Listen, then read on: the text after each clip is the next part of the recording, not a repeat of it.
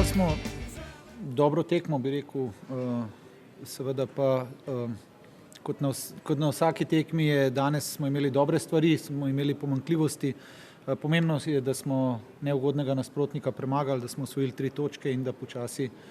se nekako probamo umiriti in probati tiste principe, ki smo jih vedno zagovarjali,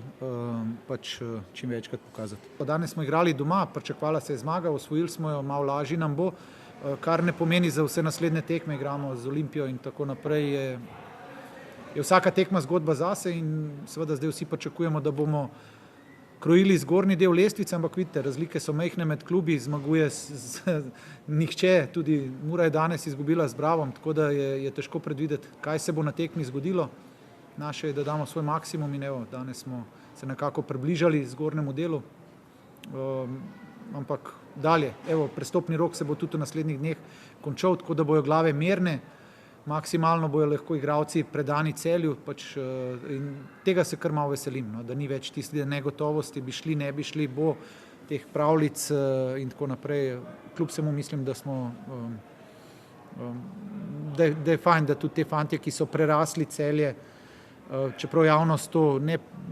verjetno ne odobrava prav preveč, da grejo najboljši igralci stran, ampak govorimo o ponudbah za fante tudi, ki jih je težko zavrniti, tako da mislim, da je prav tako in da se tudi sprosti prostor za naslednje fante, ki bojo tukaj probali dati svoj maksimum. Jaz sem vedno tudi zahteven do fantov, to moram priznati, ker meni ni nikoli dovolj hitro. Se pa strinjam, da smo imeli dobra obdobja v igri in tudi neko samozavest, ampak kljub temu smo si priigrali kar nekaj situacij, kjer bi pa mogli bolje odreagirati in mogoče še kakšen gol doseči. Na drugi strani je pa nogomet nepredvidljiv, tako kot je Goran rekel, v eni standardni situaciji se ti lahko vse na glavo obrne in mi smo sreč danes uspeli tudi to preživeti in zmagati in seveda lažje nam bo zdaj v tej reprezentančni pauzi. Ostali smo brez 8 igralcev reprezentantov, tako da tisti, ki bojo ostali, bomo probali se osvežiti malo in se pripraviti za naslednje kola. Tudi pri 1:1 je imel Tabor parkrat možnost v dobro tranzicijo iti, pa smo mi to nekako uspeli preprečiti, ampak se strinjam, na postavljeno obrambo je težko igrati. Mi smo danes kar nekajkrat lepo odigrali, ampak nismo uspeli zadeti, ampak danes smo zadovoljni zmago. No, tudi z odnosom, težko sem zdaj kritičen do fantov, pomembno je, da smo zmagali, da smo osvojili 3 točke in probati še izpiliti tisto, kar se od nas na koncu koncev tudi pričakuje. To je vse stvar izkušenj. Včasih moraš malo zaupiti, včasih moraš nekaj narediti. Meni se je tudi zdelo, da je, ne vem, nisem videl, situacija je bila sporna ali ne, ampak Tabor je dober v tem, dobre prekinitve imajo. Mi smo tudi na drugi strani si želeli to narediti, pa nam ni uspelo, tako da ne vem pravzaprav, kaj se je tam zgodilo, ampak na momentu je bila tekma kar trda, pa veliko duelov, veliko nekih štartov, bi rekel, in to je sestavni del nogometa. Jaz mislim, nimam kaj za to povedati. Pač pomembno nam je, da smo zmagali kljub tej situaciji. Ni se še končal prestopni rok, bi rekel, možno je, da se bo še kakšna sprememba zgodila, ampak pomembno je, da smo že cel teden